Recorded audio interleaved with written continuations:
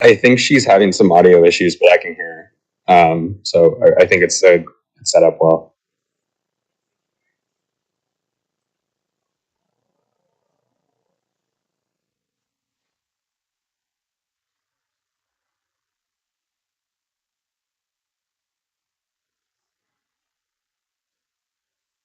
Goody, thank you. All right, P&G was properly posted on December 16th. All offices are represented. Uh, I believe discussion possible action regarding approval of minutes for November 15th. There was if we can receive the amended minutes. Second. Motion is second to receive amended minutes. All those in favor say aye. Aye. And then I move we approve the minutes as amended. motion is second for the amended minutes. All those in favor say aye. Aye.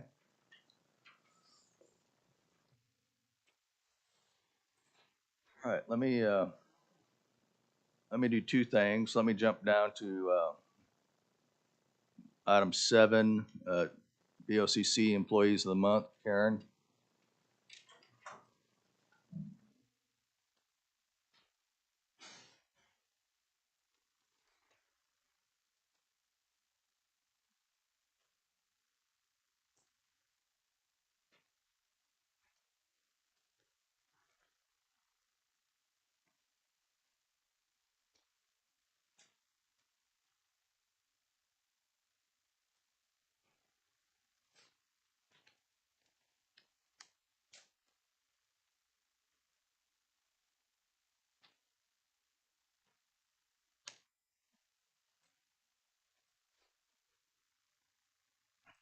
There we go.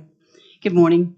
We have 3 choices today for the December 2022 BOCC Employees of the Month. We have option A, option B, and option C. We need 2 options to go forward.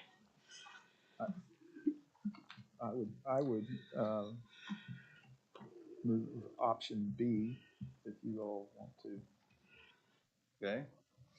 Second. Do you have any you would like to? Oh, yeah, I'll motion for option C. So move option B and C as our employees of the month recommendation. Okay. I'll second or make the motion, whichever one. All right, between the buttons, they were motioned and seconded for employee B and C. Okay. All those in favor say aye. Aye. Aye. Thank you. Thank you.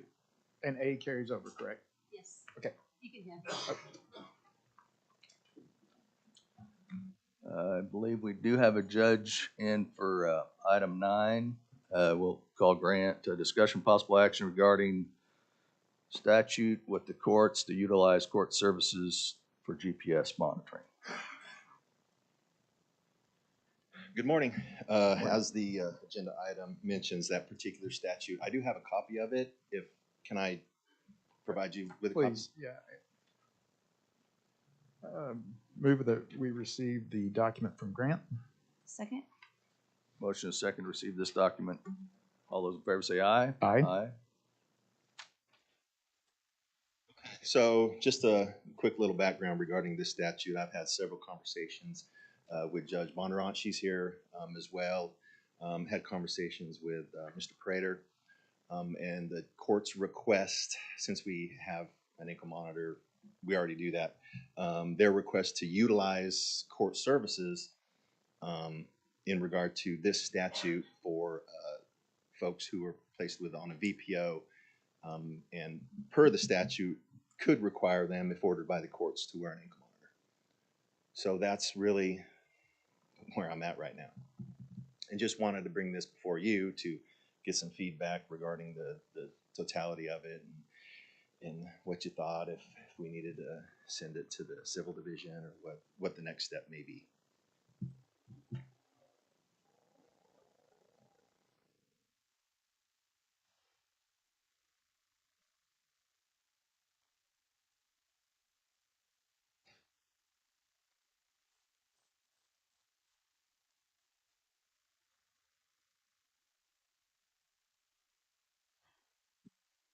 Grant, I apologize. I was reading over the statute real quick. No, yeah, yeah. Can you kind of walk us through that again? So So, the situation is, we have some so, individuals who have requested a VPO. so I guess, and Judge may be able to spread some better light on this than myself, but per the statute, if a particular person requests the VPO and they are granted the VPO and it is for those charges listed, Right. Then they could be ordered by the courts to wear an ankle monitor. And I say victim, the person who requested the VPO, to have either access through the system to find their location, or some sort of geofence where they're contacted on their, if they come within a certain amount of feet, that it's set up that their phone will basically buzz and notify them that they've come within a certain amount of distance of them. That's essentially. Okay, so looking at the statute, what you just said, it appears that the person requesting the VPO has access to the data of the defendant, if you will, correct? May have access. Per the statute, may have access, yes. And so does your system allow For that, for individualized access for someone, or would someone say, someone placed a VPO against me and they wanted to know my whereabouts, would they see the whereabouts of everybody we're monitoring? yes, so I've contacted 3 separate GPS companies. The one we currently use, their technology does not allow for what you mentioned. So if they were to be given a username and password to the database, they'll be able to go in and see everybody's location, not just that one particular person, because the technology is just not there to do that. The other group I did talk to does allow for 2 separate types of monitoring. One where they could log in and just see that one person's location at any particular time, or like the geofence that I mentioned. But they also, I discussed them what it was for and how the statute read, and they're waiting on feedback from their superiors if that's even something they said due to liability reasons, be interested in partaking in. And the current system does allow for the geofence? The system we have right now does not. It doesn't allow They for do the not have the geofence. capabilities to provide the access that the victim may want per the Okay. statute. All right, So basically, there's of the people I've contacted so far, there's one company that does have the technology to do it. I'm just waiting on an answer back from them, from their higher ups, whether or not they would go forward with something like that. Is that something that the courts would order, or is that something that the victim, through this statute's allowed to do? Well, judge may be right. Yeah.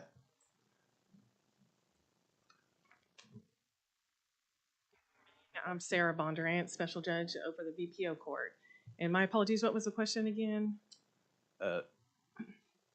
My question, as far as GPS availability, would that be because of this statute allows the victim to ask for that, or would it be court ordered by the judge? So the statute requires the victim to ask for it, but it would be ordered by the judge.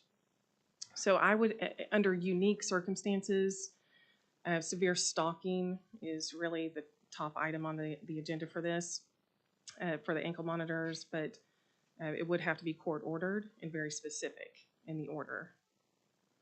And what we're asking for really isn't, even though the statute allows, isn't for the victim to be able to monitor the person's location, but what we call reverse tagging. There's software out there for the ankle monitors that allows for an app to be on the phone of the victim.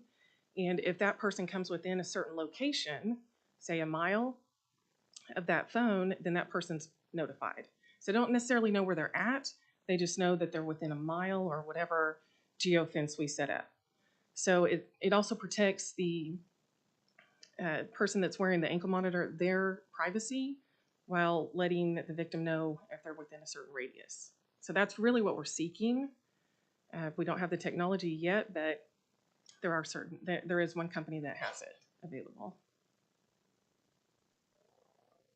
So Grant, you need guidance or you need a blessing? What do we need here? Well, because this is outside of the normal scope of what we do on a normal basis, this would almost be, and I know Judge and I talked, I think, in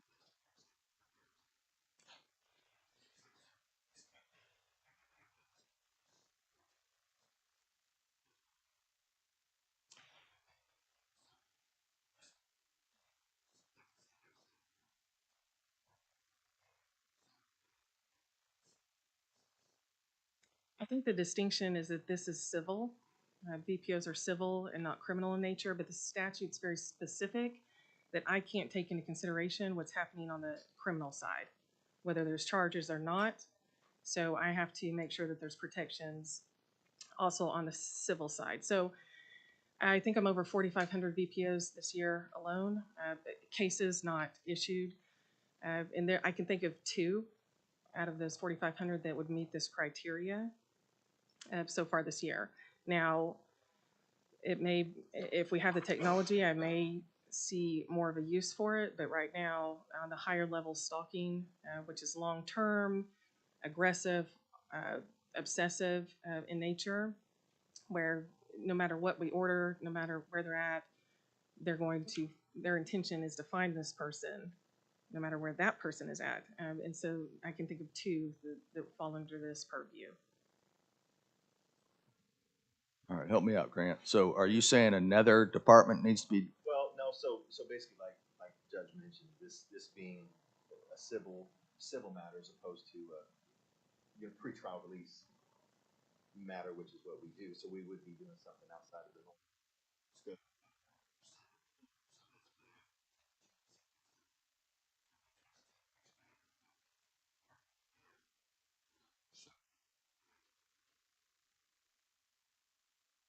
That brings to mind this question, right? You are set up and authorized under very specific statutes. Have we reviewed to make sure that you're appropriately the group to do this, given what statutes you operate under? I'm not trying to throw cold water on it. I think it's important and we need to figure out how to do it, but we need to make sure that we're complying with all aspects of the statute. So that's one question.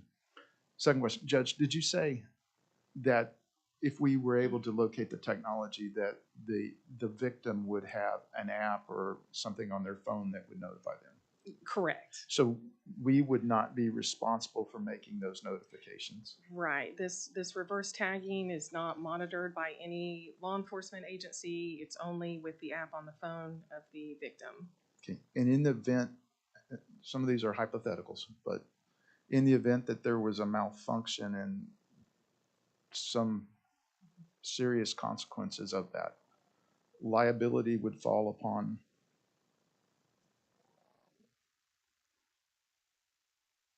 Okay. And then the statute says, Judge, that you can order the person wearing the monitor to pay. Yes, that's correct. And is that, I think you said you've only had 2 that reach this criteria. Is that something that typically you all are looking to assess, or do we need to figure out a way to? Well, On the criminal side, I guess it would be indigency, right? right. So out of the 2, one could pay, one could not. One has severe mental health issues, and so not going to be working anytime soon. But yes, that's very specific in the statute that they could be ordered to pay. Okay.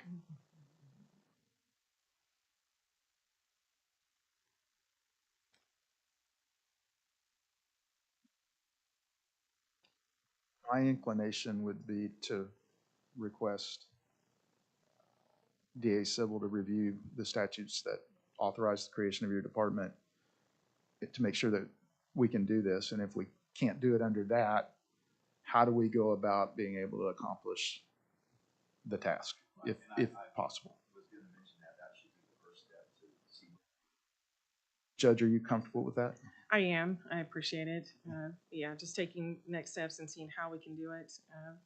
Utilizing conditional bond would be amazing. Do you all have additional thoughts?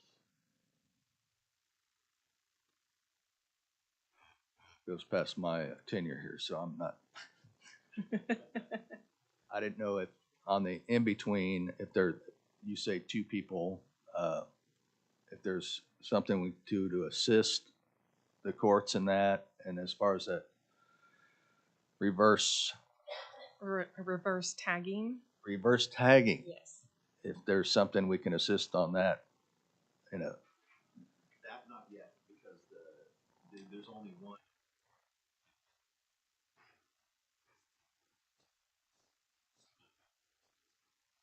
And they're worried about liability.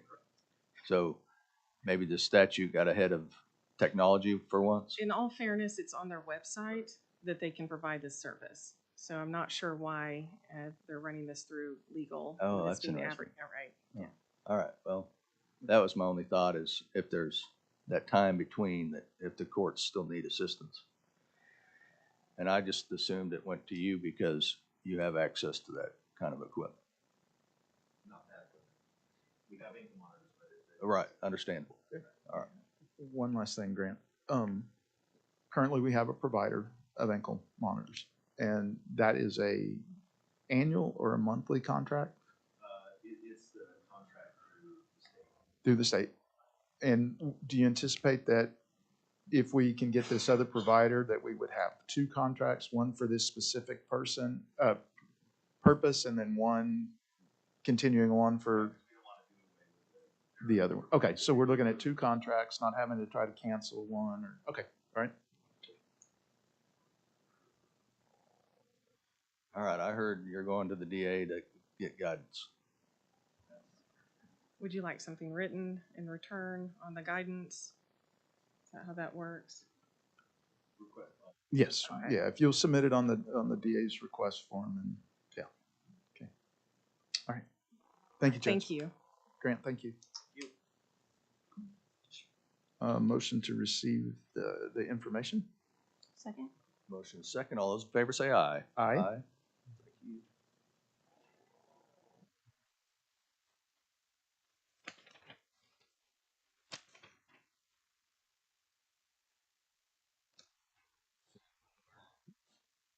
Individual that's not usually here, will, are you here for item 8?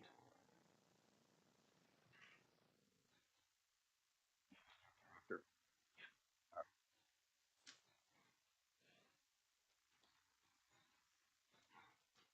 Let's cover item 8 real quick, and then we'll go from there. Discussion possible action regarding the following approved ARPA projects: loading dock, detention heat and air, and roof repair and metal roof. Yeah, so really, we don't have to talk about all of them, but if you have questions about all of them, we can talk about it. The loading dock, I did want to mention, we've picked a bidder on that. So we've chosen Southern Dock Products at $94,369.71. That does not include our engineering fee, though, that'll be on top of that, which is somewhere between 3 and 5%. But that is one that we've already had approved. And now that we've got the subrecipient agreement in place, we're kind of just looking for guidance on the next step on that. Do you guys have any guidance on that? Well, with the MOU in place, the proper documentation of what you just mentioned, along with the requisition, help me out, the various offices. What else does she need? So the first step would be, has the trust executed the subrecipient agreement? I'm going to say probably not.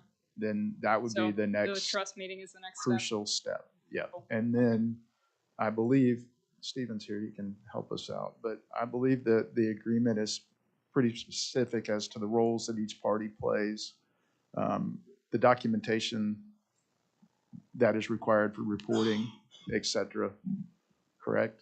Yeah, that's right. And we can work with you through the process, and as you can tell, as you issue POs. So, yeah, I would assume that once that agreement comes back executed, that the funds could then be moved. That would follow typically what we've done. Yep. That's kind of our final gate is when before the PO is issued, we'll make sure all the documentation is in place. Get to that. All right, so we'll get that signed then by the trust. And then I just wanted to mention the heat and air project is out to bid right now. Bids are due January 4th. And that's all the real updates I have on any of those. But if you guys have any questions on any of them, happy to answer. Do you happen to know, because it's part of the agreement and it's a requirement, if y'all have a SAMS registration? If not, they can help you with that, but it's a requirement. SAMS and DUNS. That one I'm not sure on. Okay. I can definitely check on that. That'll though. be something that will need to be in place as well prior to transfer of funds. Okay. Yeah, thank you for that heads up. Mhm. Anything else? Okay. All right, thank you guys. Entertain a motion to receive report. Second. May I ask a question on this item? When the agreement is fully executed and our requisition officer will encumber in order to transfer funds for the subrecipient agreement, we can issue funds per project. The question is, what is the indicator to pay? Is it lump sum? Is it per project? These are questions that I'm receiving, and I wanted to ask if there's any preference. I've checked with Accenture, and there's not really a clear direction on how we should proceed. If there's items that wait. Agreement in I front of me. I'm looking for I it right checked- now. There's not the projects are all identified individually in the attachment on the agreement. But when it comes to terms of invoicing or payment, as you see in general contracts, that's not in there.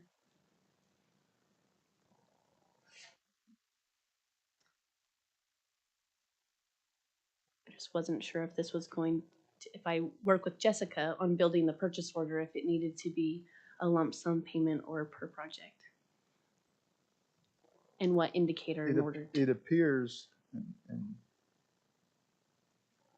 so it says the county agrees to provide financial assistance to the subrecipient in an amount not to exceed $5,685,263.25.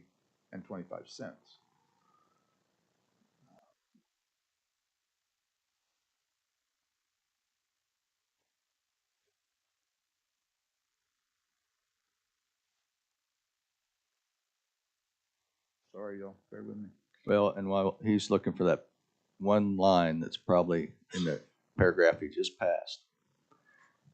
How did we, I hate to say this, but how did we do it with the CARES subrecipients? Oh, that guy retired? I don't- Darn. I know that there was a purchase order issued, but I'm not sure how payment was made to those entities. And okay, finance is saying perhaps it was one check to that entity in the full amount. And I believe I have talked with Danielle a little bit, and I'm not sure if she can address this, but one thing that she mentioned was the concern of keeping these projects identified separately. So I don't know what the agreement says we're giving them 5.5 million and change, right? But within the agreement, there's an attachment that is specific to each project. Right. My inclination that would be for accounting purposes and reporting purposes that the trust, once they get that 5 million and change, would sub-allocate to those specific projects in this agreement. Okay. I don't think the intent is if you tell us it's going to cost $2.1 million for a heat and air system and it comes in at 1.6, that you're free to retain $500,000. That should revert back to the county. So the funds may go over as one, Sure. but then in terms of meeting the accounting and reporting, we funded them on a per project basis. Okay, and I think that was the next part of my question was, in the event all funds were not expended, there's not a process I'm aware of and I've spoken with Mandy to try to answer these questions as well, how it comes back and what those methods are. We haven't discussed that yet that I'm aware of. So I just wanted to make sure when I'm getting asked questions, I'm giving the right answers. The loading dock is the prime I don't know that I'm example. giving the right answer, but I'm Okay. telling you Sure. what I believe the intent is. Okay. I'm And it hearing sounded it right sounds to like a me. lump sum. Okay.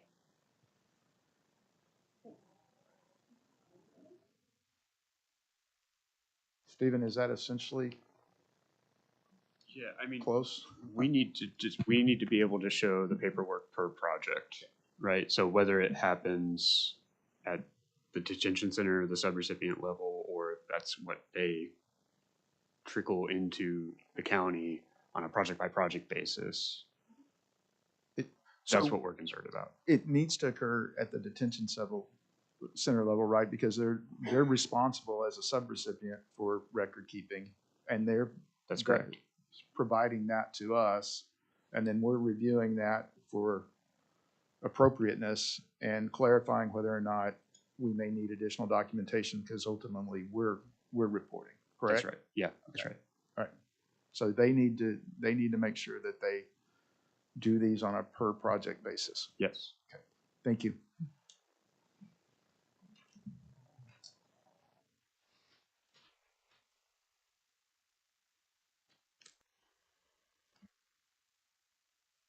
All right, I think that was still item 8.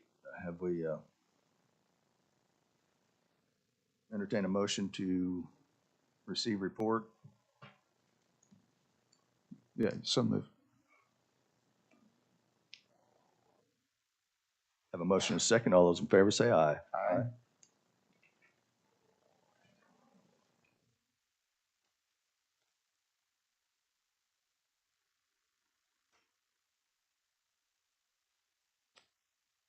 I think at this point, we're at item 4, discussion possible action regarding ARPA consultant and management service project status report.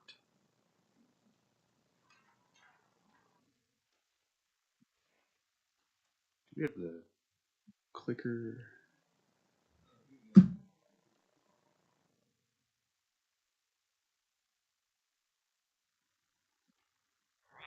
Morning. Morning. All right, so just a few project updates to get through, and then we can get to the proposals. So one is the community engagement session that we held with the District 1 office 2 weeks ago now. It was a success. We had over 60 attendees come and participate. Here's a little bit of data output from that, and just in terms of how did they hear about the session, some of the interactive activities we did during the event where we were polling them on kind of their understanding on ARPA and trying to get a sense of the crowd. Most people coming from nonprofits, a good mix of those who requested versus not for CARES and ARPA, people who intend to request funds from the county. A lot of undecideds there, just who were just there to learn about the program and what they can do with it. And then just a kind of a word cloud mix of what the interests were of the group and where they were looking to put the funds that they request into different programs. So just a little output on that. We do plan on having additional sessions. I know with each of the offices, and that District 1 is looking to do a second session in the next month.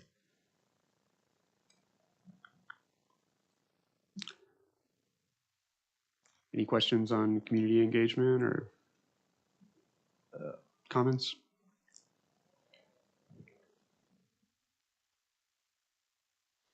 Okay. All right, and then just getting into the numbers here. So, we've got that green is not showing up very well there, but it's a 59 million number. When we look at what's been recommended by P&G and what SLFRF fund remains after those recommendations. And so we're seeing 59 million essentially as the number that P&G has to work with at this moment, with consideration for a lot of pending projects.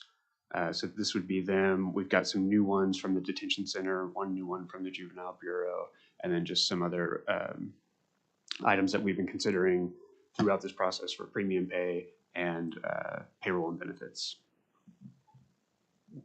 With regard to the new ones that you mentioned, I think we took action at our last meeting to close the application process for internal requests. So were these submitted after that decision? I don't recall the exact timing. I think Danny might be on the line and could answer that. Yeah, I'm here. Can you guys hear me? Yeah. So all of these were submitted before that deadline. That deadline was the week of Thanksgiving, and these were received prior to the portal closing. The application itself was physically closed by the IT department, so you could not have submitted after the agreed upon date. Okay, thank you. Thank you.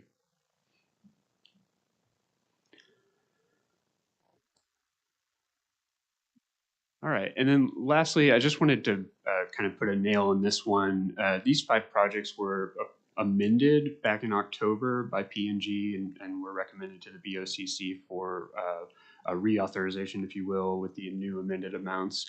Those were approved by BOCC in a bulk agenda item and made it a little more difficult to track on for our own purposes. And wanted to just be clear with P&G that this is how it happened, and if there was any concern around these individual items not being itemized on the BOCC agenda back in October. They were moved by budget board already in these amounts, so it's all flowing correctly. We just don't have it written down on paper in an itemized way for BOCC. And so I just wanted to acknowledge that here and make sure that this group was comfortable with that, or if we need to reconsider another BOCC agenda item. So for housekeeping, you want this to reflect on a BOCC agenda with the new amounts per project versus the lump sum that it was passed.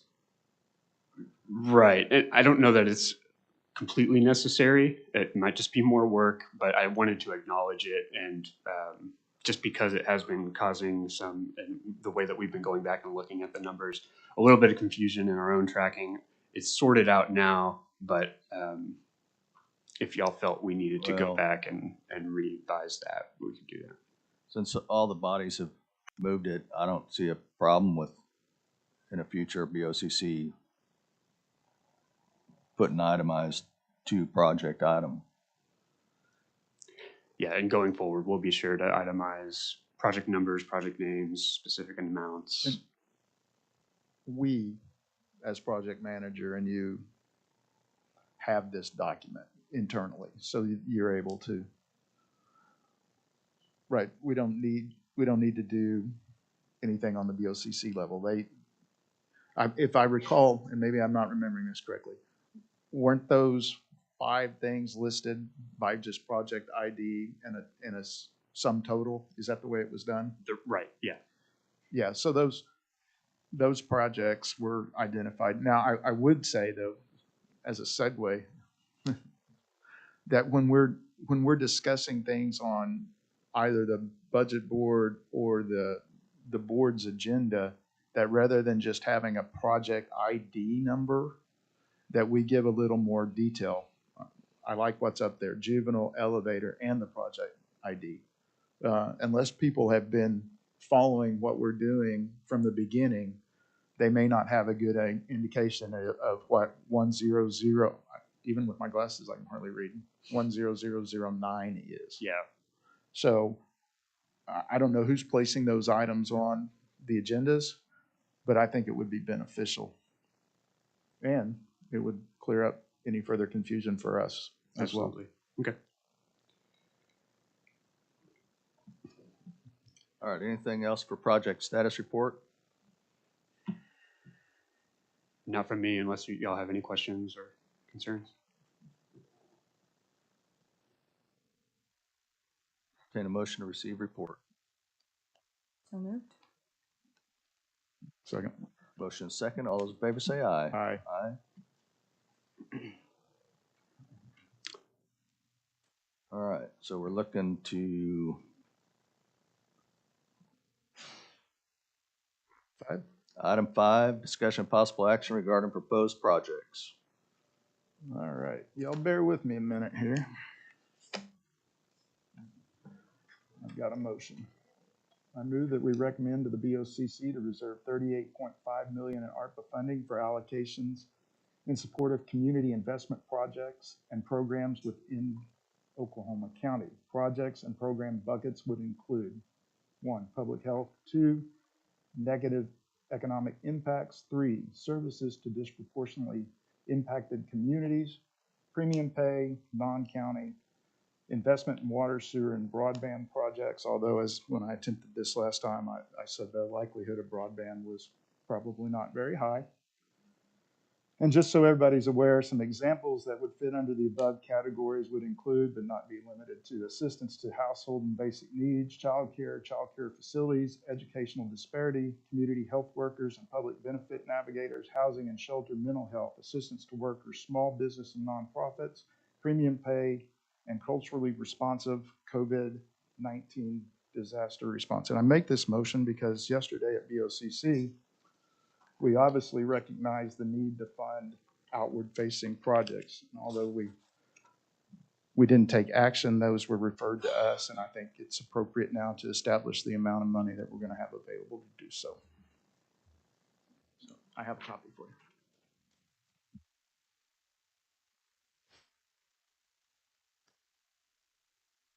And this is roughly 25% of the $154 million. I can tell you the exact amount that we received. We received $154,892,206. So this is $38.5 million, represents 25%. We heard today we have approximately 60 million. Yes, just under. Which would allow us to continue to look at the premium pay issue and some other aspects of internal needs.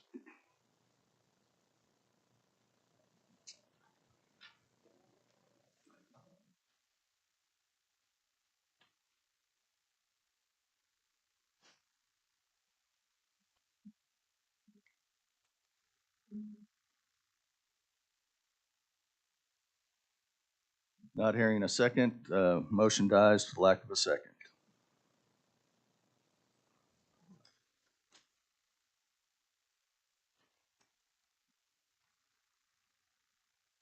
The items before us,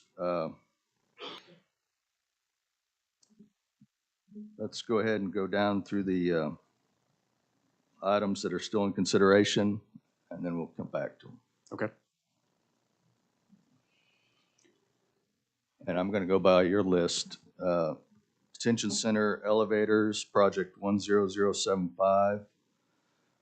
Was that a figure that they were going to come back with on a different figure, or they were just going to work with what may or may not come over?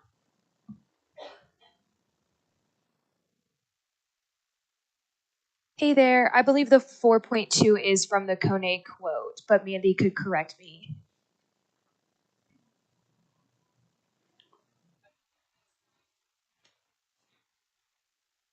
All right, so it's believed that that 3.6 is based on a quote that should be 4.2. All right, we'll let them figure that. Assessor's office, third floor remodel, project 10114, 3.6 million. Anybody here to speak on that?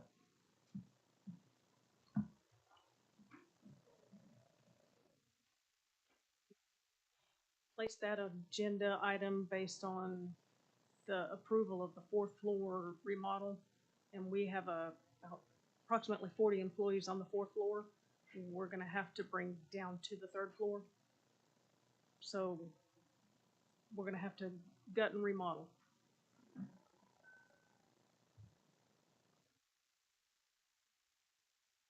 Well, my understanding on the fourth floor, it's a matter of the whole floor is going to be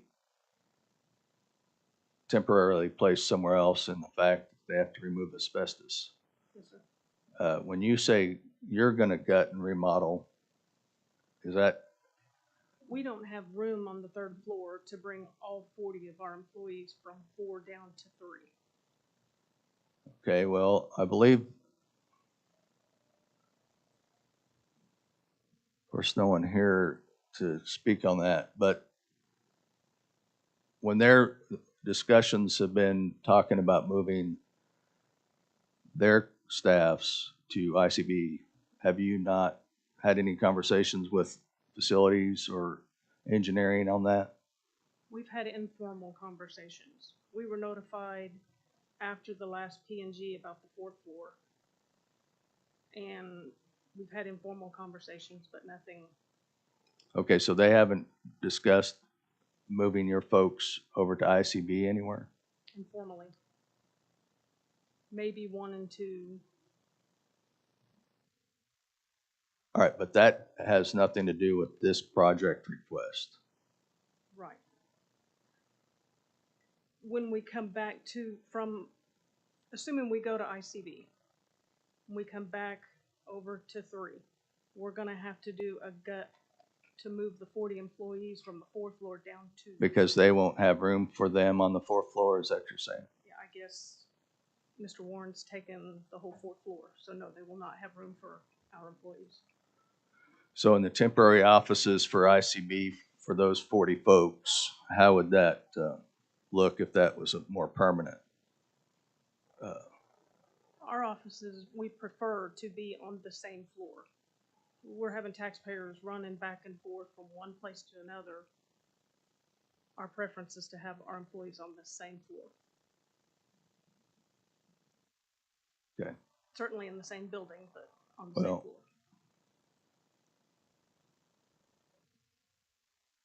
I find this interesting. This is the first I've heard of that, but I will, I'll chew on that while we work on the next item here. Thank you.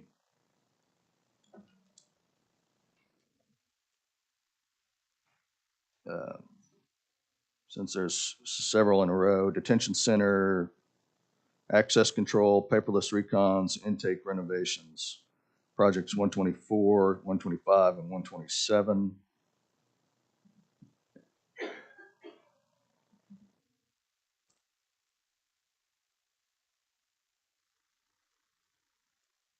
Any, Sorry, just a quick update on the OCDC elevators. It is the 4.2. That is the most recent quote from Cone.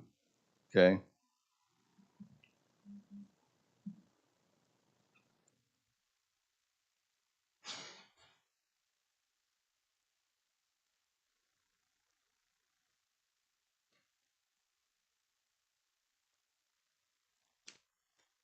Anyone here discuss any of these items from detention center? Because these are all items that pretty much made it in right before the closing of the portal. Is that correct? Yeah, that's right.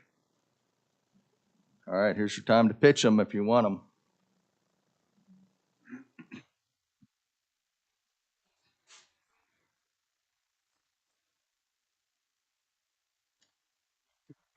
The slides back up. I can pull up the slide. Let's see. We have slides for these projects if members would like to see them.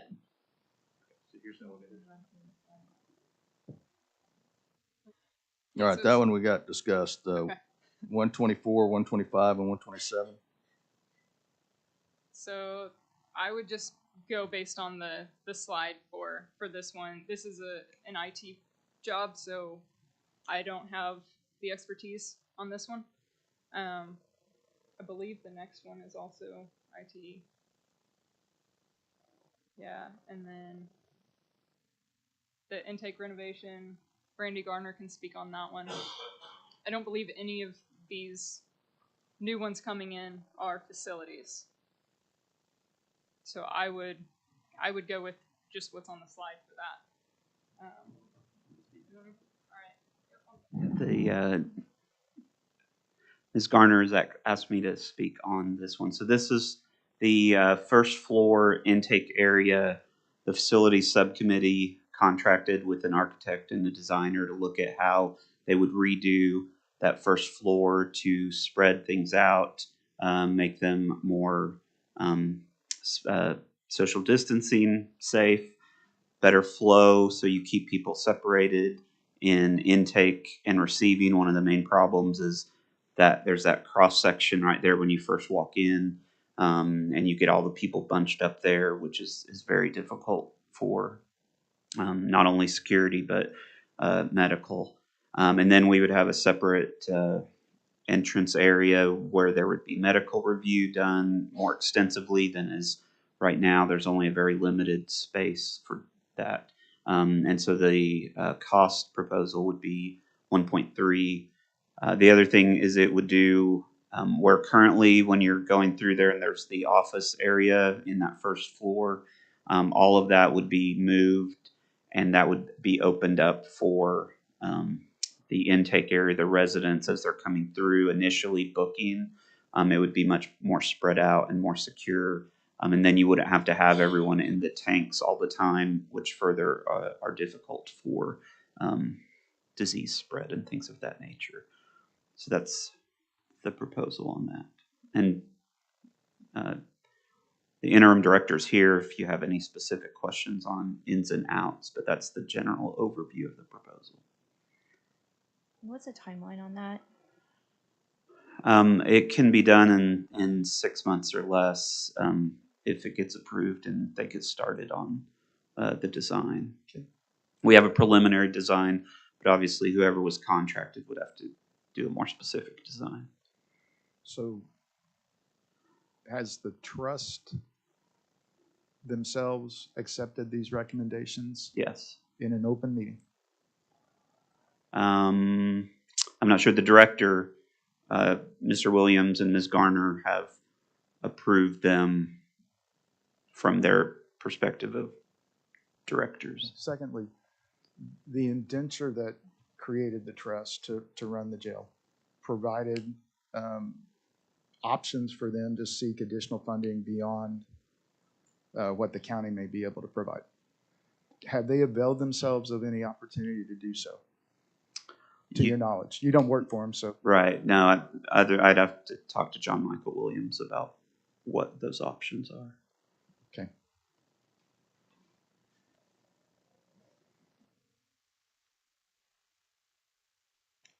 All right. Next item, Juvenile Bureau, GSA. Oh, one additional question, sorry. All of these requests that are coming today before us related to the detention center, have they formally been requested by the trust?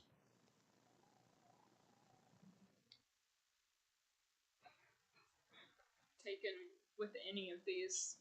We've gone directly to you guys with all of our requests. I don't think we've ever put them in front of the trust in an open meeting. Okay, all right. Might have realized the error of my ways. Hannah?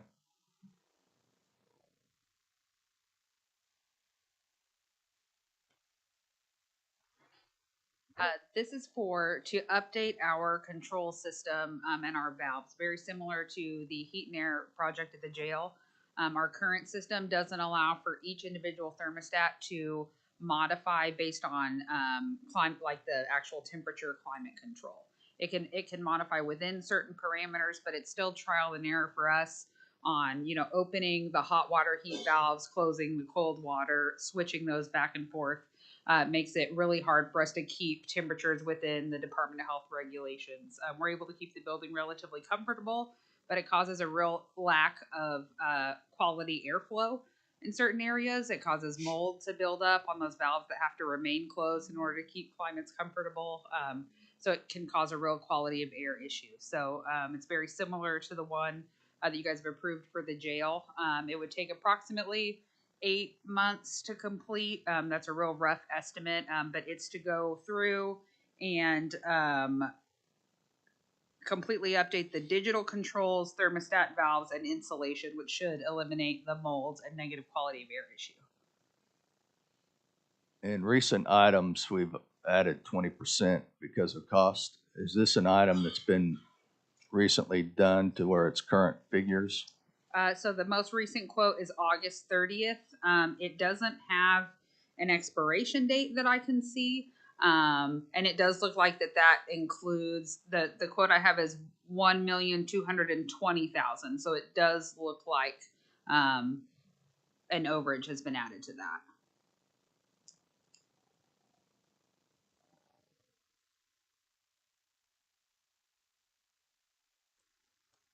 Okay. Thank you.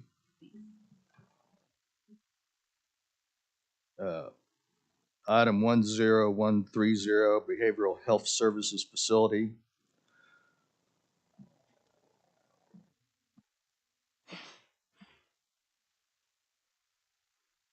I'm seeing two different, so on paper, I'm seeing a document price of 86 million. This project on the screen is showing 43 million. I'll let you roll this out and then see where the discrepancy is. Yeah, so I don't know. So this is the proposal for the medical and mental health center that would be associated with the jail. So from the beginning, we talked about the lack of real services for medical and mental health residents in the jail. This would be as designed as we were contemplating that there would be a separate area separate from the actual jail construction area that would be for medical and mental health. And so the total cost of that, if it was all going to be done, would be 86 million, but we recognize there's not 86 million available. So up to whatever amount, as policy leaders, you all would make that decision on the amount. And so I guess 43 represents halfway point of that 86. And you stated for the new jail campus, this would be a standalone building and utilized for both those in the center and those in the public? As the architect contemplated it when they made the jail study and the jail design, this would be separated from the secure area. We would also, as we contemplated that, have a intake, detention, diversion area that would also be separate again from the secure area. So ideally, someone would come in and they would be assessed for all sorts of the pretrial release, alternative sentencing programs. The courtroom would be right there. So if someone needed to be pled into drug court, we'd have the DA, the public defender programs would be there on site to make those assessments more quickly. So that's one separate area. Then the detention area would be a separate area. And then the third area would be the medical, behavioral health, mental health area. And so, again, the oversight committee was just put in place yesterday. The design contracting hasn't gone out yet. So that's the proposal that would go to the designer.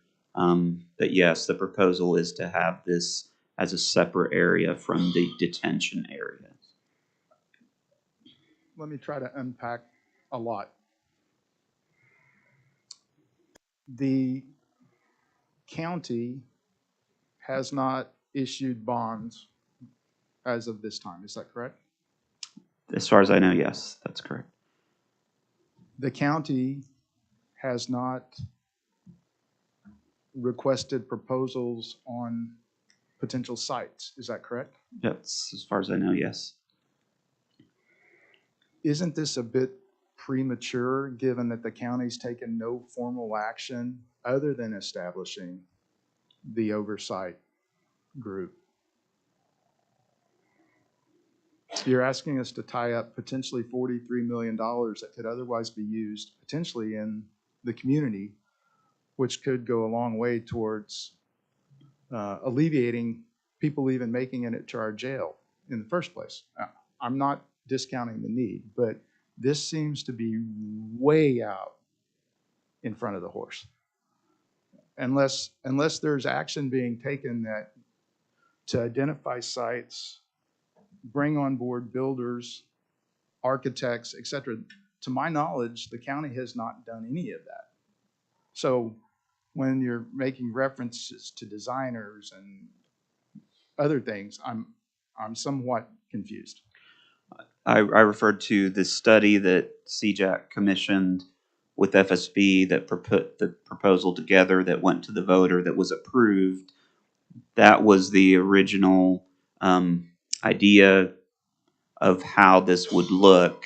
That idea through the oversight committee would then be transmitted to whoever they go through. I know that the BOCC ultimate does the contracting and whatever, but the oversight committee is going to give that idea to whoever the winning designer and architect is. So that's where I'm referring to the three different areas that was contemplated in the study. I thought, and perhaps I'm wrong, that what was presented to the board when they made their determination with regard to the new jail was a conceptual idea, not the jail or the possible new jail. Am I mistaken? Well, I may not be appreciating your question right. We had to go through actually putting through what does the new jail, what could it look like, what are certain things that needed to be in there, and then most specifically, what was the cost estimate of that amount, and that amount was over the 260 that was allotted. So as far as the funding question, to answer your original question, I think what this does is get us to that $300 million number. Let me try it this way. What was presented was a conceptual idea, not the actual That's right. plan. Yes. So that there's a distinction, right? The board's made no formal movement towards we need a 2-story.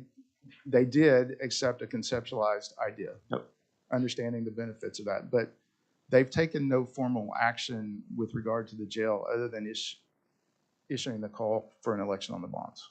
That's correct. And formalizing a body. That's right.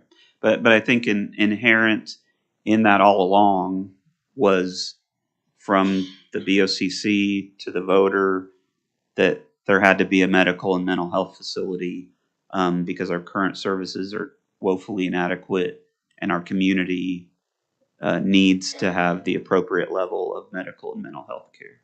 I would agree with that. My assumption would be that the voters would expect that to come out of the 260 or 270, if you will, because we took 10 million in revenue replacement and made it available for the jail. Our cost estimate was always 300 million at the time, so voters knew that as well. Yeah. Okay. All right. So this is for future construction. Yep. And then that gets me back to what I originally asked was, since the BOCC is not taking any action, they haven't issued the bonds, et cetera, you're comfortable that if we reserve this $1 million, 38, 43, whatever it is, that we can finish? Yes. By the end of 26. Mm-hmm. Yeah. From during the study, what our architect said. So we have no site identified. We don't know about utilities, et cetera. But you're confident we can. Well, things have to go well, but it's not out of, from an architect's perspective, when they made the proposal, they did not think it was out of the question that this could be done by the end of 2026. Okay. Thanks, Tim. Thank you. Next item is ARPA Consulting and Management Services Project 00002 $4,740,000.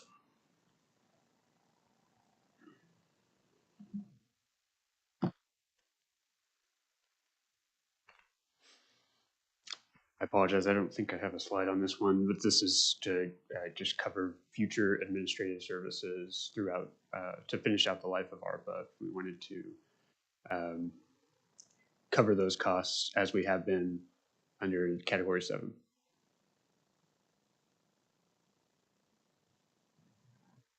Okay. Next items, two items are both county premium pay and payroll and benefits. Anybody to discuss premium pay?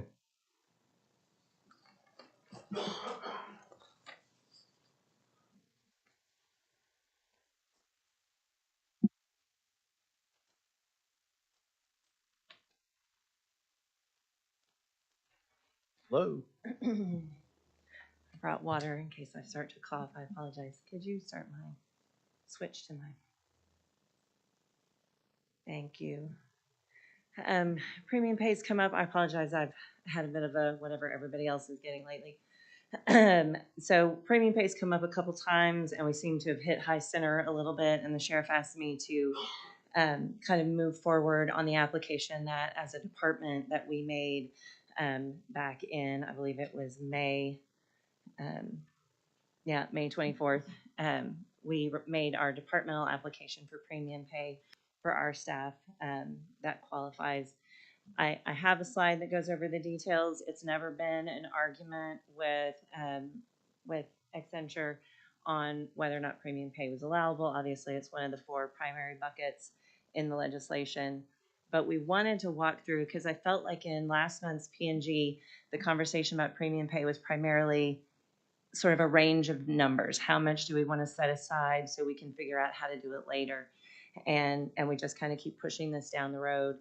And we have people throughout the county and in our agency, which is really all I can speak to and advocate for, that need this, as the legislation suggested, being on the lower end of pay scale. So we wanted to kind of just demonstrate what our intention has been all along since we originally filed the application, for how we were going to structure the premium pay program within our own department. Our plan was to start retroactive January 1. Premium pay in the legislation is the one bucket of money that is allowed to be a retroactive expense beyond just March of 21. We were going to go back just to January because we did use CARES funding in prior years as an assistance to our deputies and our staff. Our plan was to provide a monthly stipend of $520 to those employees who are eligible. With the current staff that we have as of 2 weeks ago, that would look like 1.2 million, a little bit more than that, on an annual basis for a program amount of 4.9 million. Our original application amount was not to exceed 5,425,000. There'll be some adjustments as we go through it. One of the reasons that we structured it this way instead of a lump sum payment, it allows us to give those staff who are with us for the full 4 years the full amount, or I think $40 shy of the full amount that the legislation allows. But it also prevents us from being in a situation, or the county being in a situation, where we have made a lump sum payment to a staff member and then they terminate employment. This recognizes the work as they do the work. And our staff is continuing to be out in the public. We have to. We've been there since the beginning.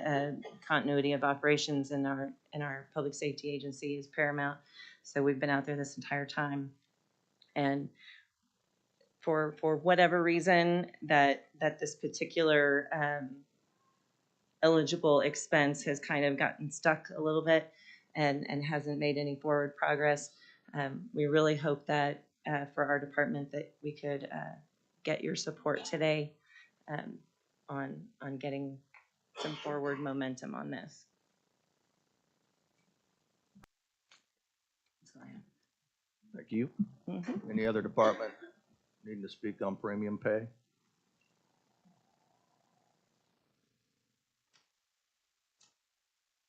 Stephen, could we revisit the slide that you all have on? Yep. Sorry, can we switch back? So last time we talked about premium pay. Let me find it.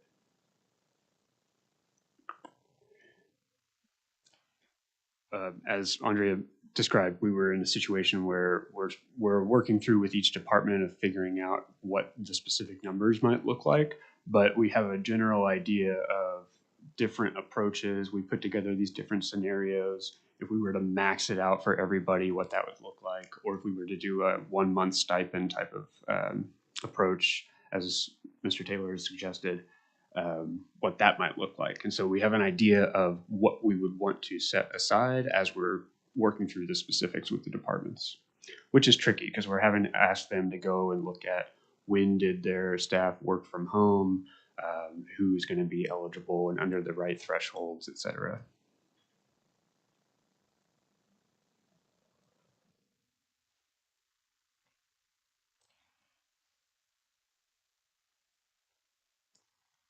All right, any other discussions on premium pay?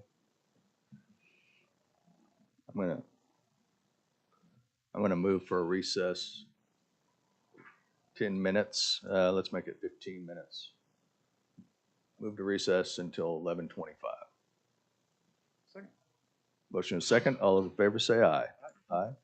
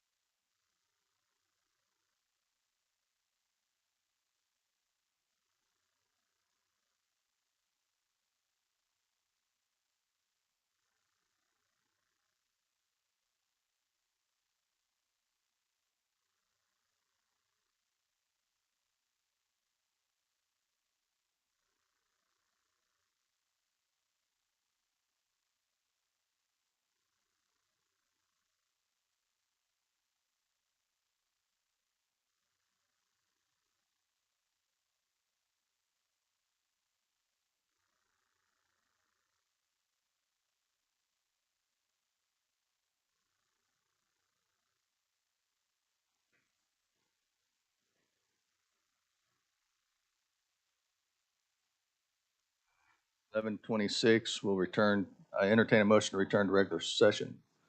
Did you have a lunch at noon? All right. Oh. Well, let me ask a few questions. Did I recess during premium pay? Anyone? All right. Let me, and I think I asked this, was there any other departments? I guess the question on premium pay is the monthly stipend, is it based on countywide? Or was that just one department? Yeah, that was looking at the countywide. I think we took an average and made some assumptions around that. Okay. And then back on your consulting management fee, 4.7 was based on this day forward. Do we already have Next monies? fiscal year forward. So monies for this fiscal year is already set aside? Right.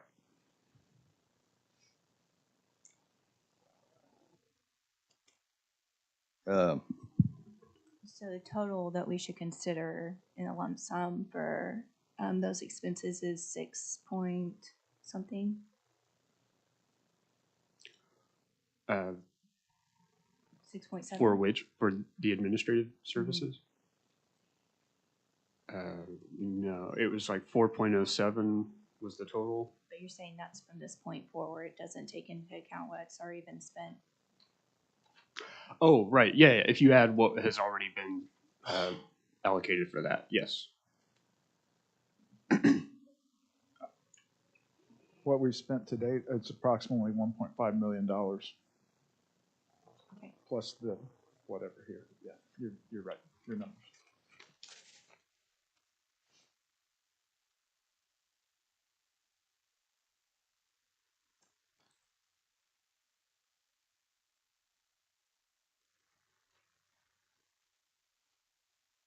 Slide, Steve. What we heard from the sheriff's office, that would be included in the maximum total, the 17 million? It would be included in the max, yeah. Okay. And then also on this sheet, payroll and benefits various, is that the replacement of what is normally paid for out of our general fund budget for the remaining out years of ARPA? That's right. It looks forward. From the sheriff's office, they've provided a forward-looking set of proposals. And it's a mix of general fund and special revenues. Yeah, as I and understand. as a ballpark figure for that eventuality, what was that number? I believe it totaled, Approximately. So I think the grand total came to 45 million. And the general fund portion of that came out to 41 million. In previous meetings, there was discussion of sunsetting, so projects 71 and 72, we most likely wouldn't see that full figure. And I would have to question if we even see the full figure for 45, Yeah. is that correct? We baked that into the numbers I just gave you. So that's assuming that the proportion of time spent responding to COVID-19 is going to come down over those years, and that only a portion of what they requested would be eligible. So, and we've worked that out with the sheriff's office and found agreement on that. How much do we have approximately remaining? 59.9. Well, we're still at 59.9 million. We didn't move 59. any money yet as today, have we? No. Okay. And so with what we've been looking at on the list, including the maximum for premium pay, the 17 million, and the potential $41 million in general fund reimbursement, That's $116 million in ask. That's not even including the additional $43 million. I did the half on the 86 million. So you want to do that, we're at $159 million. We've exceeded in these requests today our allotment. And yet we've spent relatively zero in the community.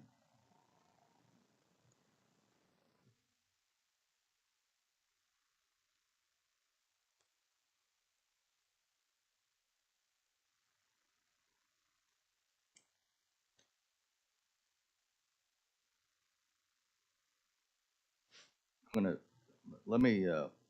gonna ask for a motion to set aside the potential coverages for the future on consulting fee. Entertain a motion for 00002 in the amount of $4,740,000.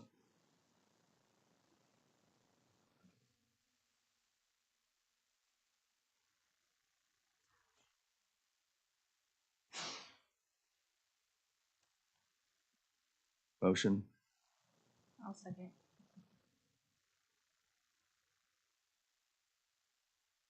is it not allowing?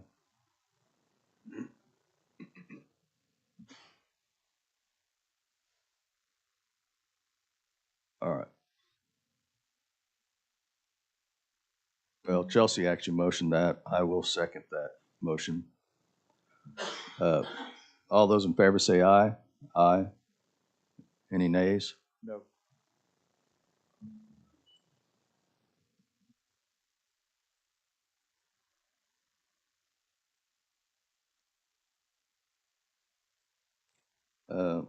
The item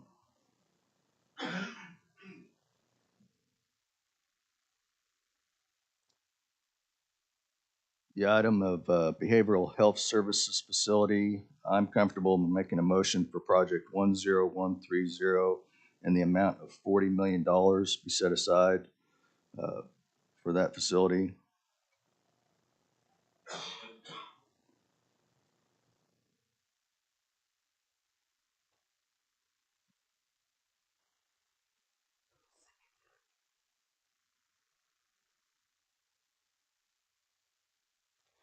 A motion is second for project 10130 and the amount of $40 million. All those in favor say aye.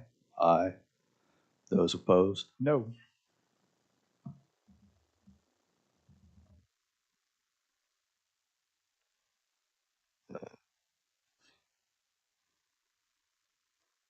The premium pay. Stephen, can you pull that page back up? Yes, sir.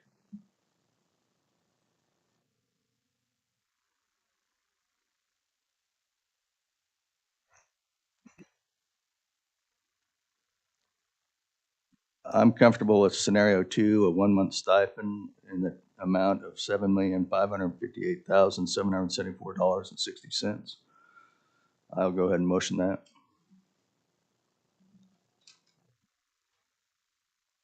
What's that amount again? Pardon? What was that amount again? Scenario 2 allows a 1-month stipend for those in the front lines for that period of time, $7,558,774.60.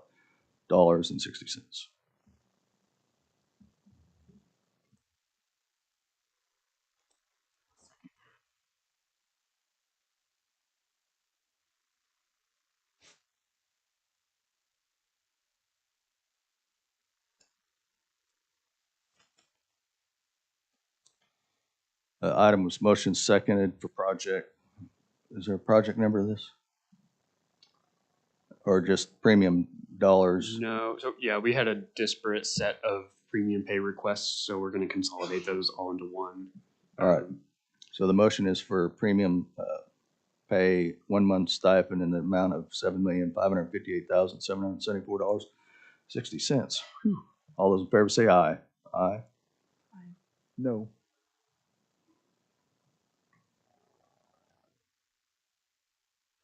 Anybody keeping track? How much is that? That brings us down to 7.5. 7.2 is what I have. Stephen, can you remind me a bit of what Oklahoma City was doing with their grants? I forget if it was 25,000 amount or 45,000 amount. Yeah, if I recall correctly, they set a cap at 45,000 per request for their community grants and kept it contained within 3 different categories. And I don't remember all of those off the top of my head. Facade improvements was one. Workforce development and training was one as well. I don't recall the exact numbers, but when I was looking into it, very little of their actual money went out to the community. It was a very insignificant amount at the end of the day. And then I think, is there a threshold within ARPA guidelines of 50,000 that requires more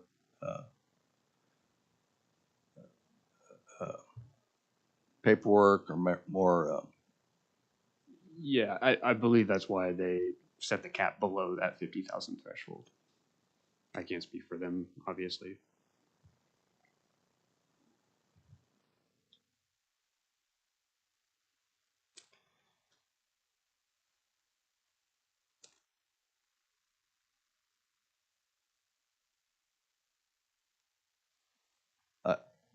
Go ahead. Yeah, I think in my thinking and strategy behind all of this, I think that the county has operated on less than it should have been operating on for a really long time.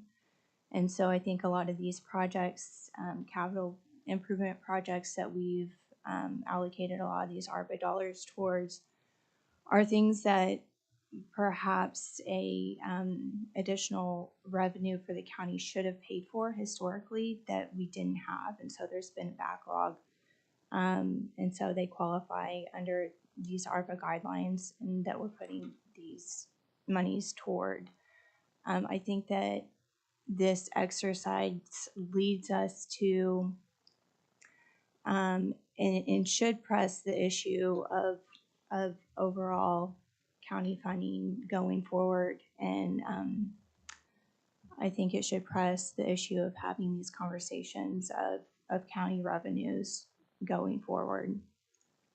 Joe, and to your point, Joe, you know, it would have been nice to allocate 50 million to the community, but I think that there's just been such a backlog in what the county has needed and a lack of what we should have been receiving for decades now.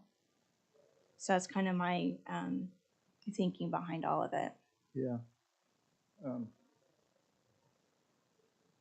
I see where we're headed. We may end up with $7 million available for the community. I agree. The county has had some funding challenges in the past. Technically, some of these projects may qualify, right? I think the overarching thing that we should take into consideration is the intent of the money. And the intent of the money, when you look at the act, was to provide relief to those in the community. So while it may ultimately be legal and permissible, it flies in the face of the intent. And I can't tell you today with certainty, but I would almost bet my life that if we were to survey recipients around the country, that we would find very few that have allocated nearly 100% to their own uses.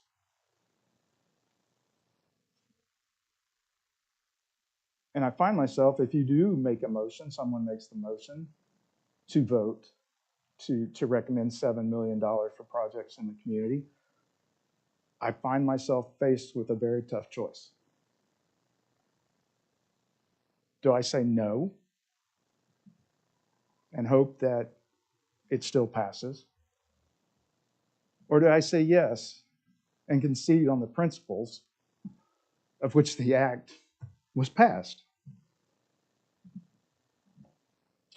And so, if that motion is made, I'm voting no.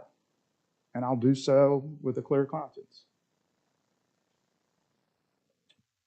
I don't think that this money was intended to be spent 100% on the county. No, right?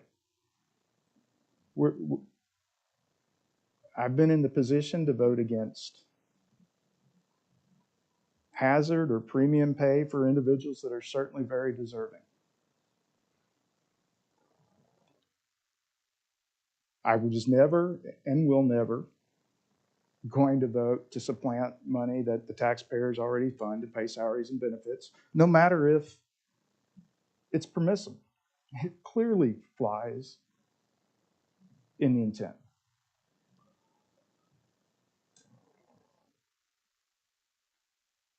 But we have to make hard decisions. I understand you all have too.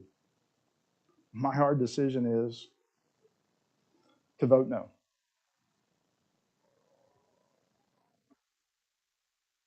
The backlog of projects that need to be addressed from an infrastructure perspective, I don't think this money was intended to do that. So I appreciate your comments, but what is about to be done, what has been done, allocating roughly $137 million to in-house needs, it's just not acceptable. Thank you. Any other items under item 5?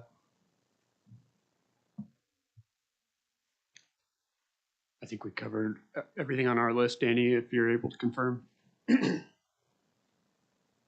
I have an, yeah, no. Item 5, all right, go ahead.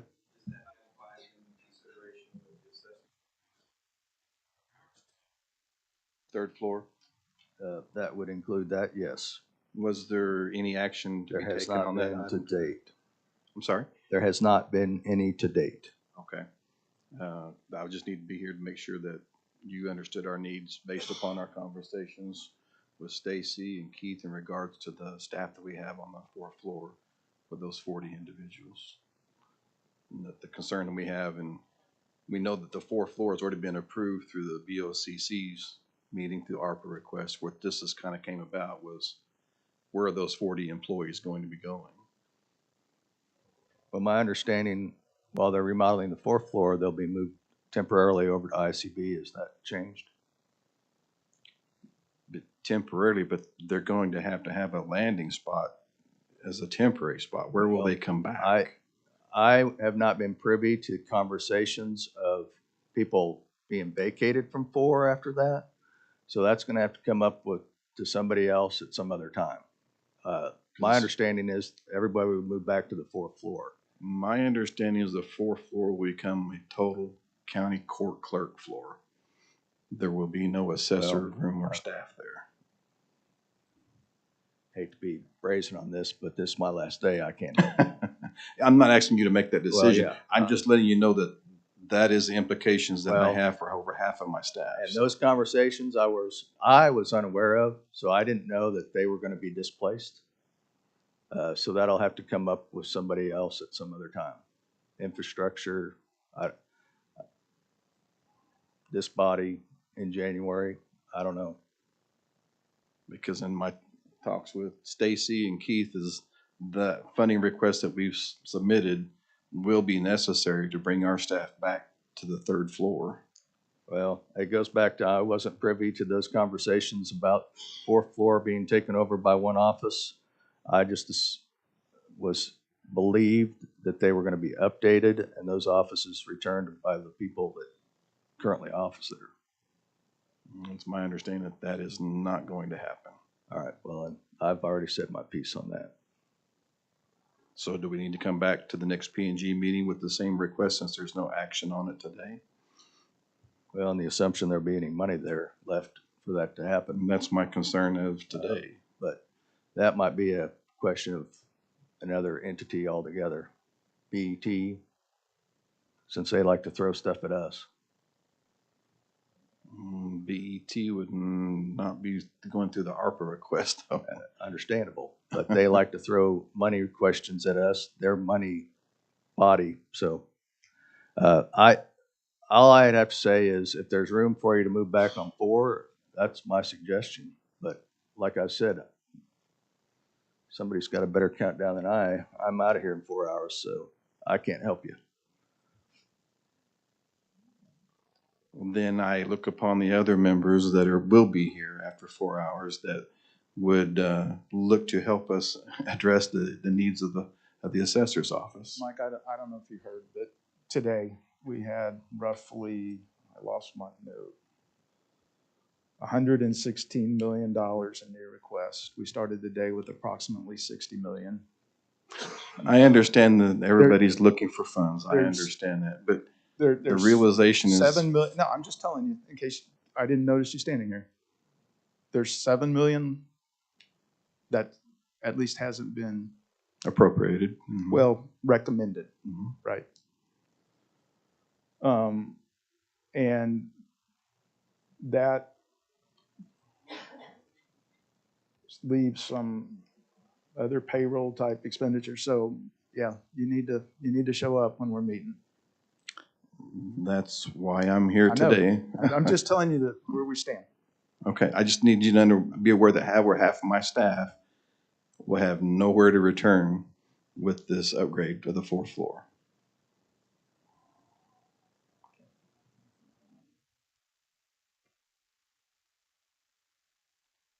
Just to clarify my ramblings, and I haven't seen any drawings or what everybody's saying to you, but once that's cleared out and returned, if they have not allocated space for your people, yeah, I have a problem with that. Does the temporary space in ICB allow for a permanent home? I just was told during our break that to be scattered amongst 2 buildings is a problem. But if they're not making room for your folks that were on the 4th floor, my first suggestion is those are spaces for your staff. I don't know if any body has sit there and said, and when I say body, I don't know, BOCC would have to say that that's no longer your space. Have they done that? I have seen no formal plan or formal request in that. Just from our understandings and conversations with other individuals, the 4th floor will be a total county court clerk floor. And that's because he's got that many more people on the floor. From my understanding from those conversations, he needs that additional space for his staff and all of the things that he does with his recordings and filings.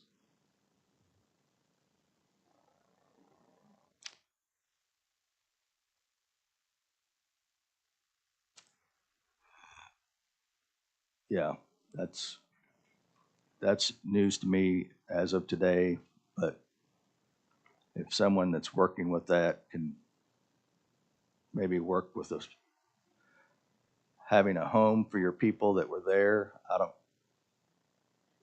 know where to go outside of being at the next P&G, and there's got to be somebody else that, let's see, does infrastructure, who did the overall, of course those committees didn't even exist back then, the overall annex update when we were going through that, which body was overseeing that? Are you referring to space utilization? Yeah. It was the BOCC. All right. I would suggest maybe getting before the BOCC when it has a new commissioner and asking for help on that. Okay, I just need to make it record that we both voiced our concern because it is a concern for us. Understandable. All right, thank you very much. All right, that was under item 5. Item 6, is there any status, program expenditures, approved projects we need to discuss? Yes. Yes, go ahead. So, coming out of yesterday's BOCC meeting with the decision not to move forward with the sale of the Kraus building, there was a lot of discussion about Mr. Barnes and his ability to remain at that location with some modifications. As you know, we approved roughly $5 million to build a new EOC.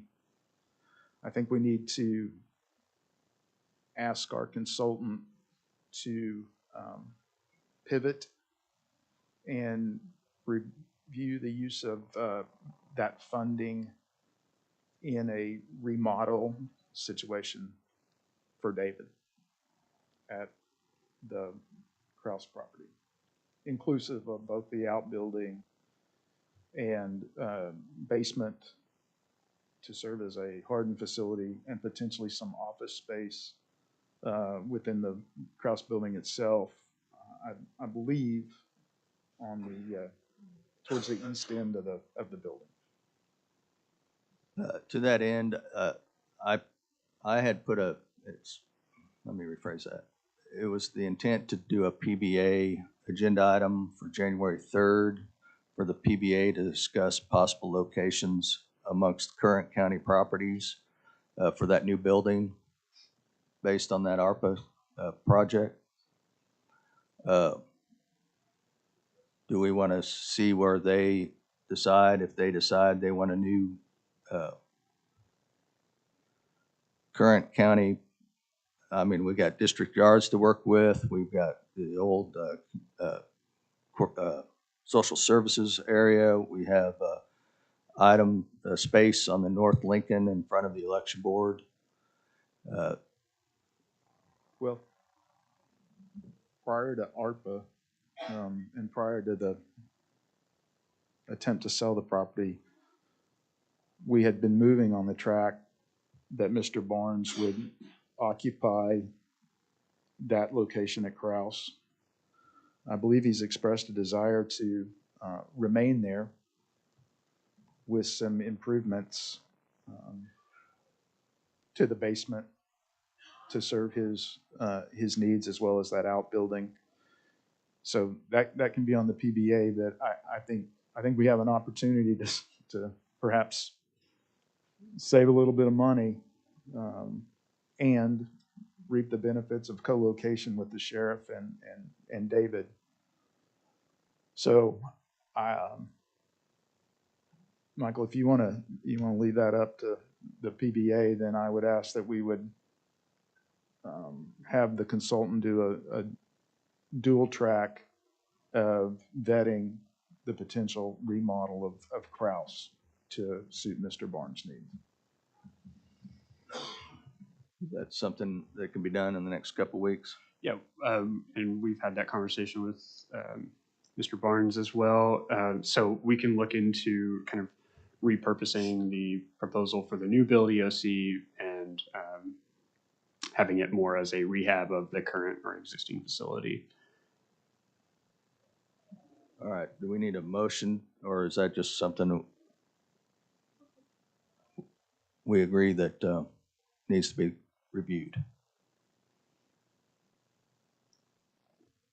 I'll make a motion that they review the potential for Mr. Barnes remaining at Kraus and the utilization of ARPA funds to build out the EOC at that location.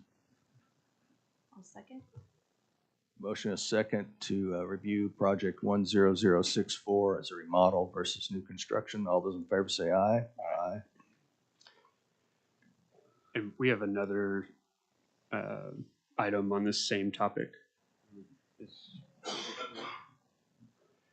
So there was an additional ask for some equipment and technology in addition to what was originally requested. I think it's an additional $1 million. David knows. Yeah, thank you. Actually, there was. I went into the portal and requested additional funding.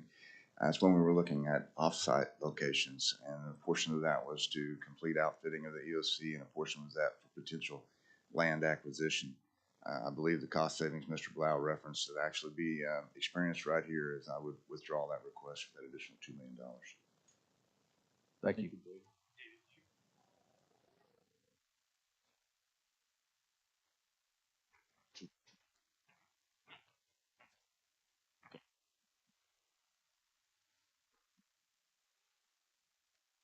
District 2 was doing community engagement in February. Have we, are they still looking at availabilities on the room? I don't know that we've reached back out to the library that we've been looking at since yesterday when we spoke, but we'll do that right away and lock down a date for you. We're looking at the week of the, let's see, the 14th, I believe, is the February P&G meeting. So we'll try to line it up on that same week and do it either on the 13th or the 15th, and we can do something similar with District 3 as well. Okay. And it seemed like there was a lot of flexibility with those venues, so it shouldn't be a problem. All right. Anything else under item 6 that needs to be reviewed, discussed? Stacy?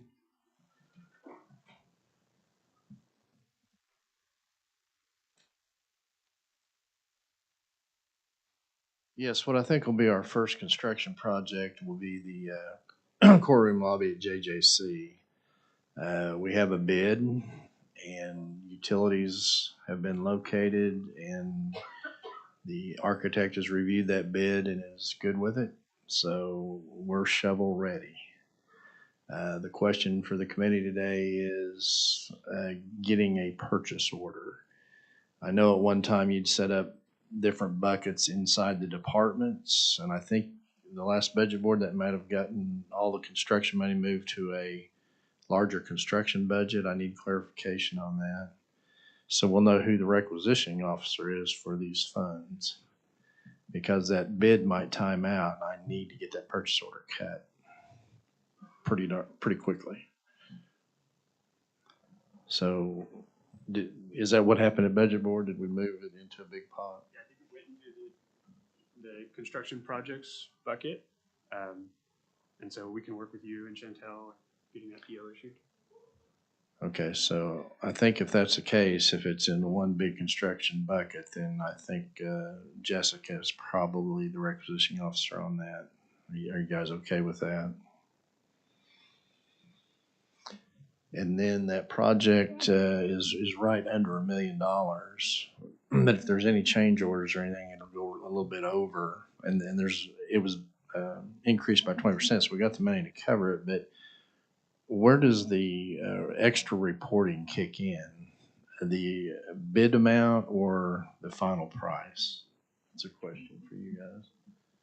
So it's bid at $955, so it's under the threshold, but the final cost might go over $1 million. So do you have to do the extra reporting or not? Well, we had set aside 1.146 for the total with the overages included. So I'm not sure I follow your Does question. that mean that you've already done the report? So I think what he's asking, maybe not, I've not had a good day today. There is a requirement for infrastructure projects above a threshold, the $1 million, I believe. That in the reporting that there is written justification for those. Has that been done? And since that project has been approved, is it included in our report? Okay, I'm tracking now. Sorry about that. Yeah, so I think we have the written justification for that already in place. But we can double check and get that covered as a just in case. The other thing is, I don't know that we would need it until we cross that threshold into the $1 million mark. But it'll be easy enough to put together. And related to all of that, even though the project hasn't started yet, it's been approved, the money's been reserved for that purpose. For the reporting aspect of this,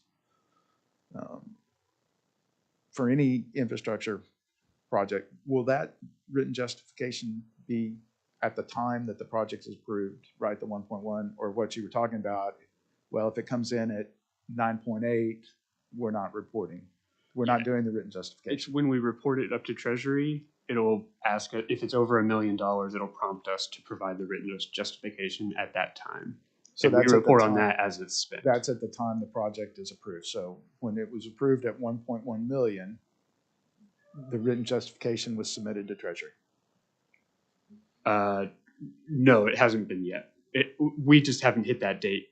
We that haven't hit the deadline yet. reporting date, but it will be submitted to Treasury. Yes. So for any project over $1 million, it'll be, the written justification will be submitted. Yes. Okay. And sorry. Kind of along those lines, I know that we have certain dates that we have to report by. I think it's quarterly. Is that correct? That's right.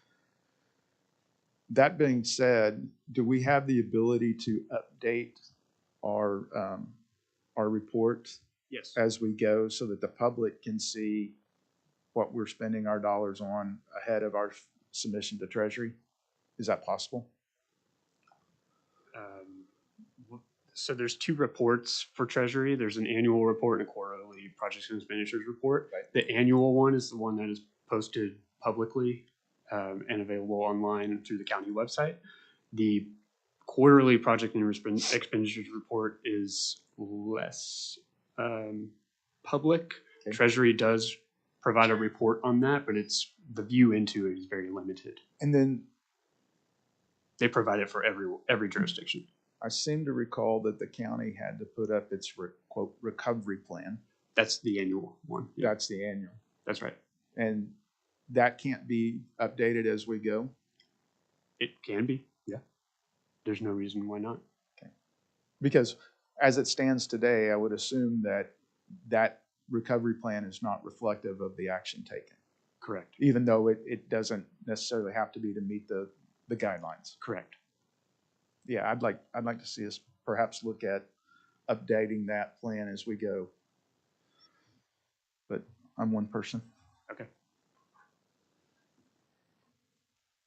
All right, Stacy, did your questions get answered? Yeah, I think I'm clear on it, but I don't know that everyone is. So if could be a little procedures manual, because consultants can provide, that would be helpful probably for everyone else. I think there is. Wasn't that something that we had talked about? Yeah, and we had talked about doing a little bit of a training as well. It hasn't gotten to that point yet, but Chantel's put together a really great kind of handbook too. So we'll brainstorm kind of a best approach on that with Chantel and how we want to get training out to all the departments. Oh, Chantel, you did that? Thank you. Okay. Chantel, do you have something? Any other items under item 6? Can we go to item 3?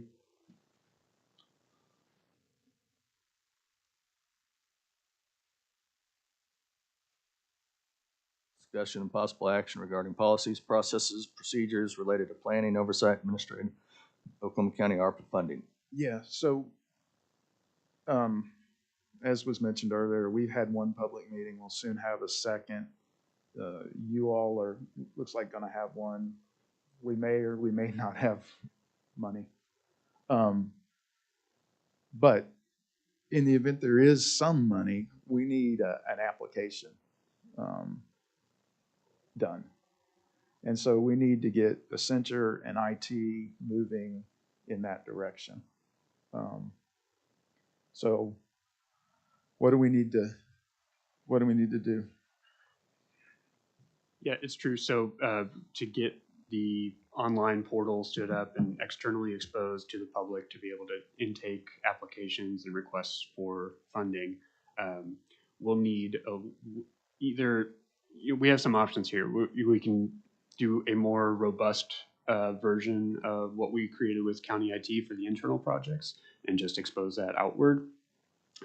We would need to work with them on making it more robust, and so that we can more easily manage these as they come in. It'll be more complex, a little more, yeah, a little more complex to it than the internal projects. The other options we can explore, if you would like us to, is just third-party applications. There's a number of platforms out there for grants management that we could leverage, and we can pull together options for you if you're interested in looking at it that way. When you say more robust, like drop downs for the questions asked on the portal app? Yeah, just in the ways that we gather information, we would need to reform the form itself and the questions that we asked. There's a number of changes that we would have to do, and then the management of all of that data on the back end could be a little more tricky. And does that include information from your community workshops? No, not necessarily. However, we do, we would like to have this in place and stood up by the time we have those workshops, so that we are able to walk participants through the process and they can actually see what the form looks like, what are the steps, et cetera, because that tends to be a hang up.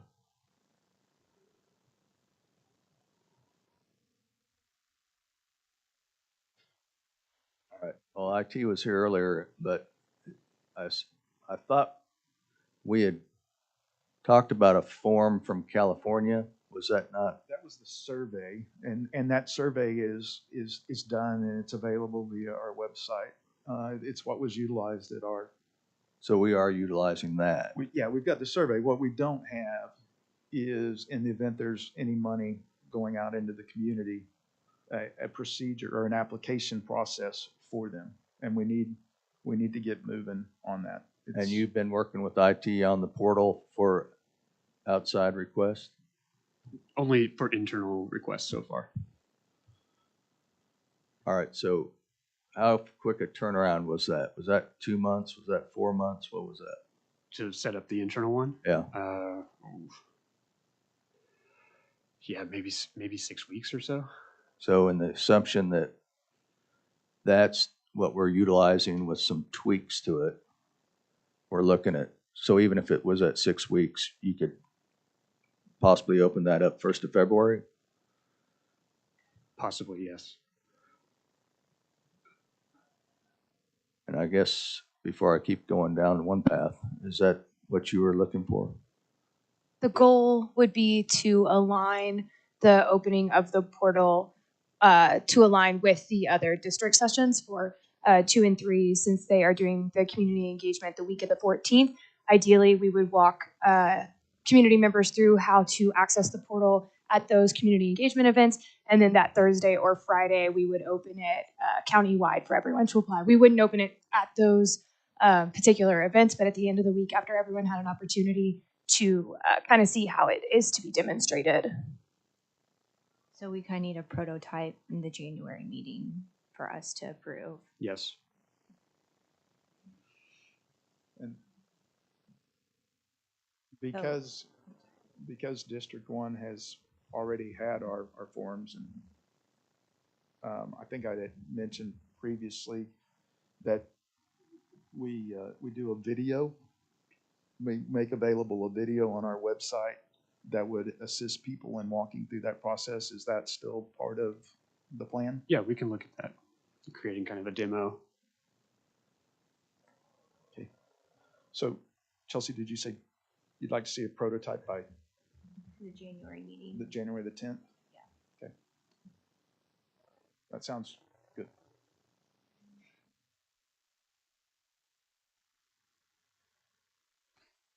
That was it on item 3. All right, any other items to come before this board?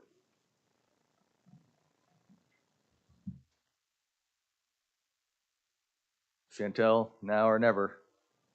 Did you have a item on number 2? Is that the one you want to look under? Yes, there's an item number 2. I didn't know if any motions needed to be made for item 3, so I wanted to make sure that it was time. Oh, my lord, that's not on my apologies. Oh, here it is. So this item is brought to you today, one as a general update, but also we are starting to get a little more, quite a bit more interest and usage out of the P-Card program.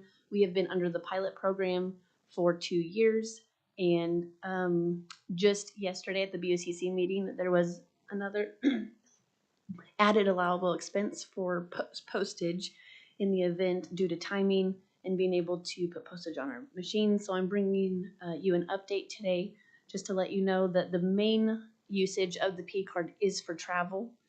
There is a bit of a hardship with having just one card and me as your card holder to, one, assist with travel arrangements, be present for transactions, collect reporting, in order to package that up, prepare for the BOCC meeting.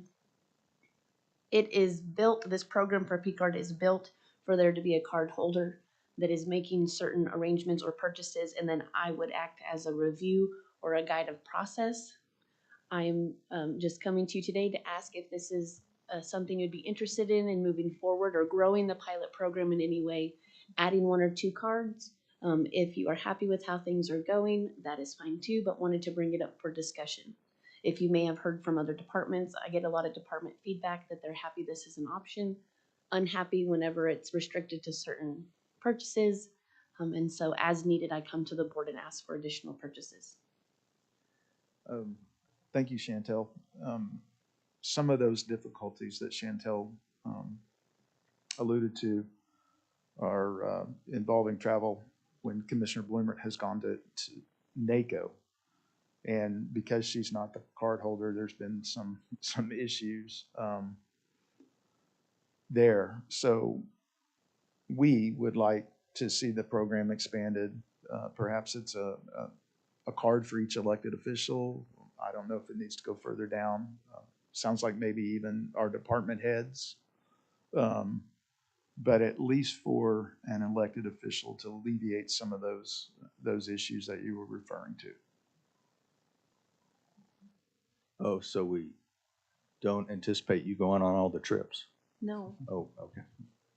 There are processes in forms and authorizations where I can act as a card holder, but that is additional steps where it's a much streamlined process. If you had a card yourself, you could check yourself into the hotel versus me checking you in over the phone. Hey, Chantel, the amount that the county has as a line of credit is 15,000? 15. Is that attached to an individual card or that's collectively? That is collectively at this time. And do you anticipate? All of that would have to go back for approval to change that. Do you anticipate we would need to raise that limit if we had 8 cards? Yes. Okay, so you would make that part of any future? Yes, and usually the credit limit is recommended by the bank. Okay. Our recommended limit right now is 50,000, and the BOCC just kept that lower at 10 for now to see how this would work. They just increased it to 15, and so I would bring that back to this body or BOCC and kind of give a recommendation of what per card that would be, what that would look like, if that's what you're interested in doing. And last time we talked about this, individuals who would hold cards would have to attend training, is that correct? Yes, there's required training and an agreement they have to sign. And are you the one that does that training or is it done through? It's done through the OSU County Training Program. Okay. It is provided by them in conjunction with the state. And is that something that is readily available or you're? It is, there's in-person classes and I believe there's also an online option. Okay, perfect. So we wouldn't have to wait for a quarterly training session. Okay. Not, I don't think so. All right. Thank you. Travel to Stillwater. So you're thinking a card to each individual elected official or their designee within their office that deals with the travel portion? That would work. There's other allowable expenses beyond travel. I know that, I'm not sure if the IT office would even be interested in this, but they do several software type subscription purchases that you can only use a credit card in order to obtain certain softwares. So we've been working with them that would be a different example that's outside of travel. There might be more than 8 cards issued. I don't have 8 interested parties banging on my door, but I know that I have a small handful. And if it would be the pleasure of this body, those interested would each come to the BOCC. Those have to be designated by BOCC approval individually. Well, I don't know that they individually have to come, but if you have a master list at the next meeting to say, here's who we want Sure, to do the yeah, cards we out could- to. Put us on that list then. 'cause- Sure, yeah. If that's the direction we can do that. Each department head and elected official can be on a master list, so to speak. Not everyone is requesting one. I just wanted you to know that. Okay, because I need one for this weekend. Okay. That was a joke. Jeez. Have All to right, be approved by anything your- else? And I'm glad you brought that to us, and I'm glad, so postage will be bought before, Postage is on its way. oh, good. I'm glad you were able to deal with that yesterday, and thank you for doing that. No problem. All right, so is there any action we need to do outside of her bringing a list to us next time? Or recommend it to the BOCC? Yeah, I would just say go directly to Sure. BOCC. And those that might be interested in having a card contact you in that intervening period, but definitely put us on. Okay, just to be clear, we're gonna stay within the allowable purchases within the policy. This is not open, we're not opening We're those not, doors yet, right? my intent would not be to expand the permitted uses at this time, because our issues have been all travel related. And that is the majority use of the card so far.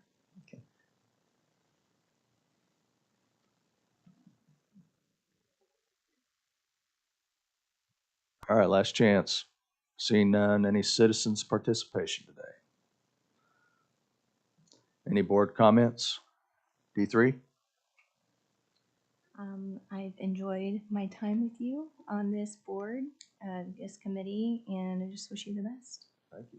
All your endeavors. Michael, it's been enjoyable. I think you're going to do great things at Nichols Hills. And the other day when the board was reading your resume, I did not realize how much you had done in other aspects of your life for public service. So thank you. Well, thank you. And as always, it's been an honor to serve with the county family. And since the municipality I'm going to is within the Oklahoma County, I think we're still going to have interaction. So it's not goodbye, just we'll see you next time. All right. Entertain, any new business? Going once, going twice? Motion to adjourn. So moved. Second. Doing one last hurrah. Motion is second. All those in favor say aye. Aye. Thank you.